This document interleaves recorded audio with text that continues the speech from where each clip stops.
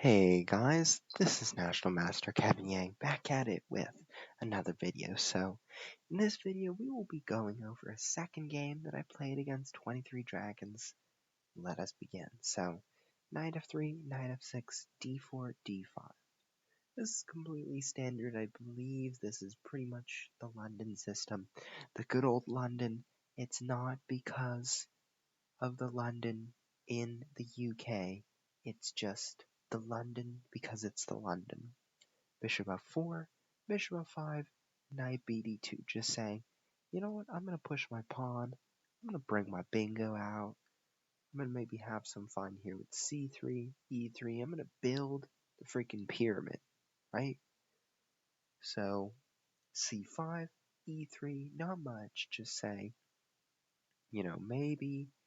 maybe white could have taken on c5 or taken on c5, but it really depends. So e3 here, knight c6, and here I just played c3. I said I'm going to play it solid. I'm not looking for any advantage. And here I played a very tricky move. I played the move bishop to b5. What is this trying to say? Well, this is trying to say that I'm ready to play knight e5 and queen to a4. Ready to put some pressure, and I know it's not going to work, but I once had a game like this, right? So somebody played queen b6, or I forgot, it was bishop, I don't know, it was like queen a4, queen b6, and here I considered d takes c5, b takes c5, b4, bishop e7, something like this, knight d4, castles, and after bishop takes c6, b takes c6, queen takes c6, or maybe it was knight takes c6. Knight takes c6, bishop d8. I had a game like this, and I eventually won the game, but it just goes to show that there are tricky things to do with this c6 to e8 diagonal, right? So I played it like that. I was intending to do the same thing again, but here's what happened. Bishop d6, and immediately I said, let's go for it. Queen a4. Just pile on, have some fun. And here queen c7 happened. And here I got a pawn. D takes c5, just saying, I'm taking advantage of this skewer, so that if you take here, I'm going to take your queen. So you have to take on f4. E takes f4. So I could have also played queen takes f4, equally fine.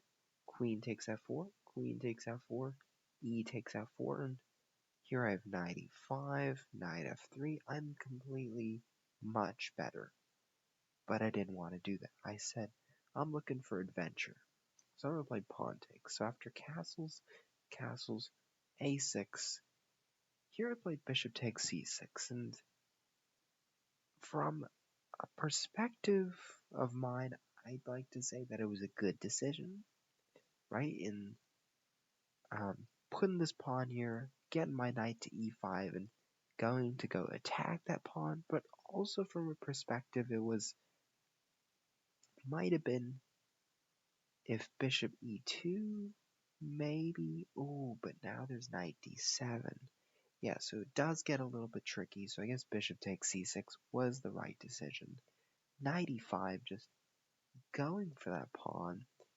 Rook c8. Now queen takes a6. I'm getting greedy. I'm not fearing anything. Knight takes, queen e2. And the fact is that I don't think the queen retreat was really necessary here. I think knight f3 followed by knight d4 was also just as brilliant. I'm pretty sure I was worried about something like bishop e4 or f6 e5. I don't know. Or no, it had to do something with these rooks coming over. I was worried about that. I shouldn't have been, but I did. Queen e2 and now d4.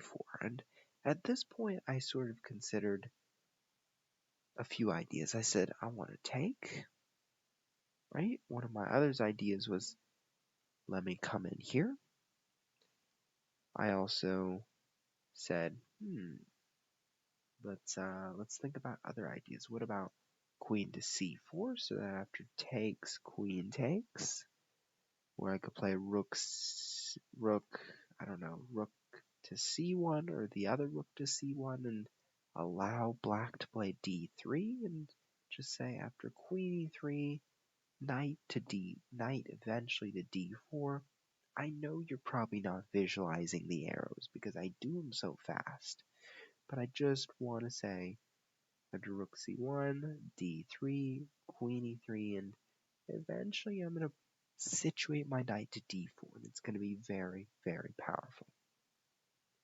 So that could have also been an option, but I played knight e4, and it's a mistake, because after bishop takes e4, queen takes e4, b takes c3, b takes c3, this isn't the ideal pawn structure, right? I'm basically relying on this guy to do business.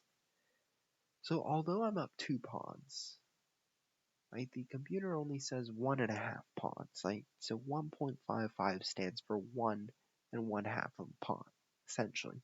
Counts it in material, and it's, I mean, I don't hate this structure, but I don't like it. So essentially it's lose-lose. So instead, I could have also opted for the move knight c4, going for the b6 square, but I didn't do it because after knight c4, I said, what about d takes c3, right? And all of a sudden, black is threatening bishop to d3. So knight b6 could have happened, and then what, right? And then what? Maybe like queen d2? I don't know. Queen takes, knight takes, rook takes, rook a d1, rook d8, and there's bishop c2, and I believe this is winning for white, but it just didn't feel easy, you know. So I decided, let's go knight e4. Let's just hope for d6, and if you take here, I will accept it, I will embrace it. But here after knight d6, queen takes c5 happened, and guess what? 23 Dragons here, not gonna spoil anything, but our friend 23 Dragons ran out of time. Why? Well, I don't think it's my reason, I don't think it's my honor to say why, but there were reasons. That's all I can say.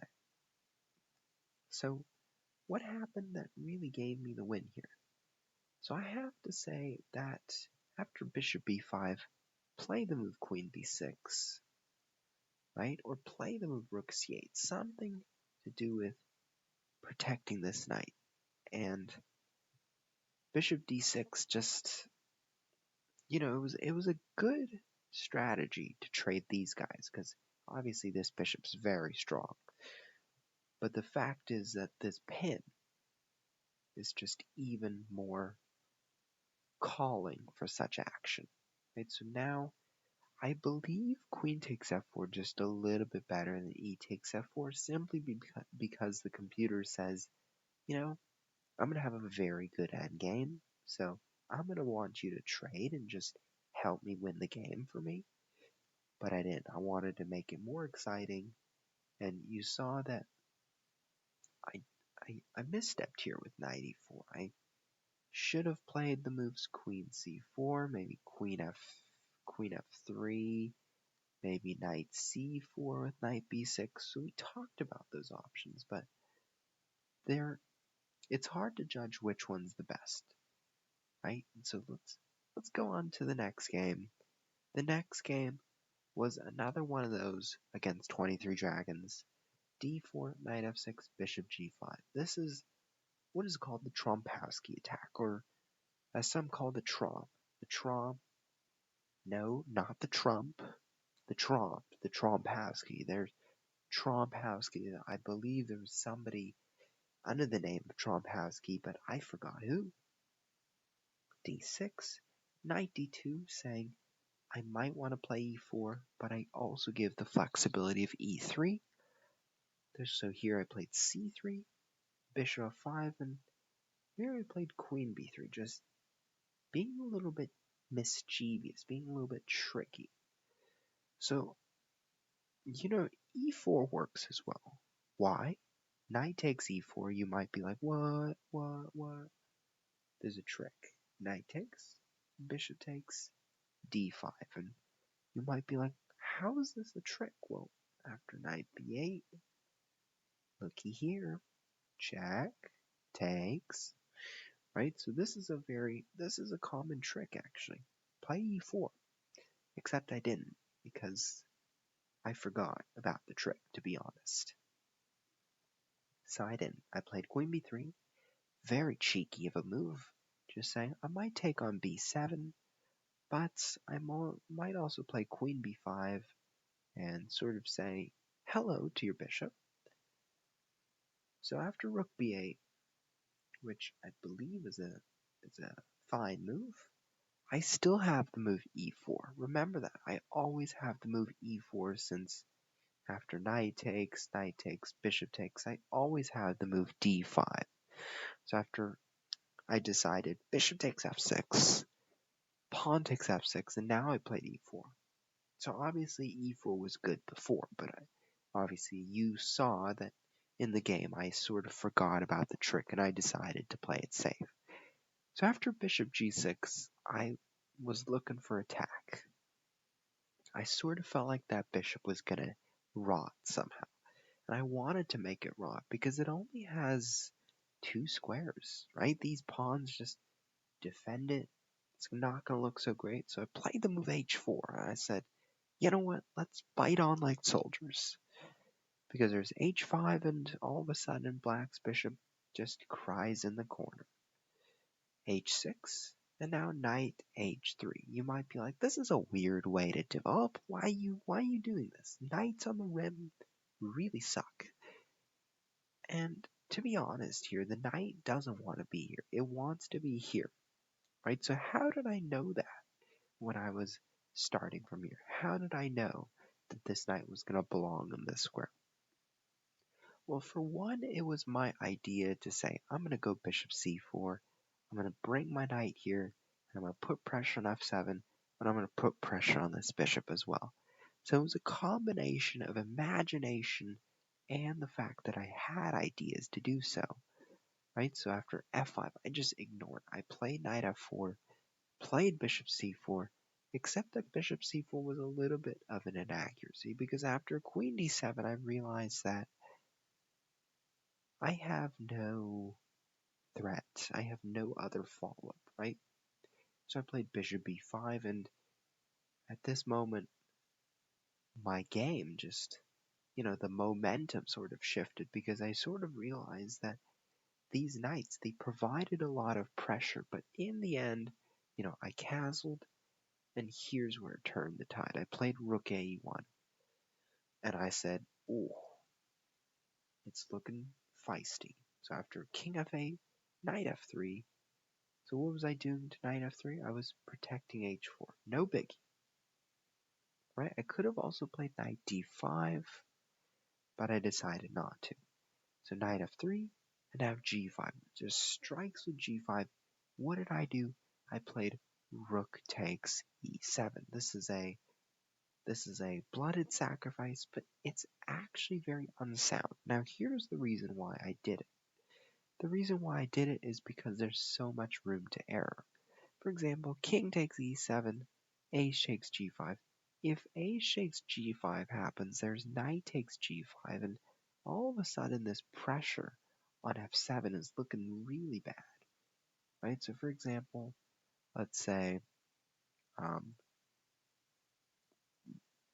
black plays a move like rook b to g8. Well, all of a sudden there's a rook to e1, and after king f8 there's a move like g6, because after bishop takes g6, well, there is knight to h4. This is very hard to understand, but I can assure you that at the higher level, most of these players, they know how to attack.